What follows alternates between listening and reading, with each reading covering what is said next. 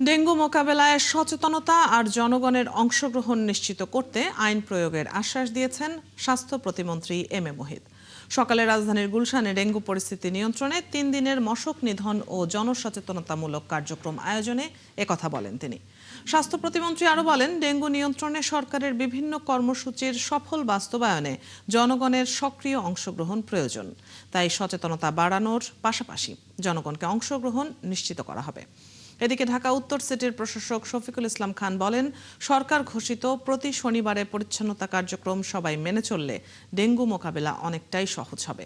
বর্ষা মৌসুমকে সামনে রেখে ডেঙ্গু প্রতিরোধে ৩ মাসের মশক নিধন ও জনসচেতনতামূলক কর্মসূচি শুরু করেছে ঢাকার ২ সিটি কর্পোরেশন। এই উপলক্ষে আলাদা আলাদা র্যালি আয়োজন করা হয়।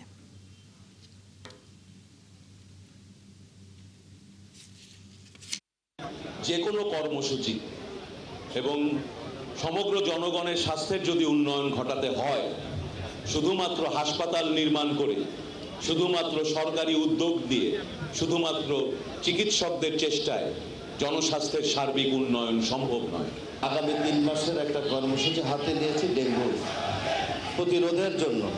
আমরা আপনাদের কাছে একটা কথা বলতে চাই, এখানে যেই মানুষগুলো আছে আজকে, অনেক মানুষ, প্রতিটি সদস্য আমরা যদি নিজ নিজ বাসায় আর এই কথাগুলো যদি আরো একজন ৫ জনকে ১০ জনকে কথাগুলো বলি, তাহলে আমাদের মনে হয় আমাদের কাজগুলো আরো সহজ হবে।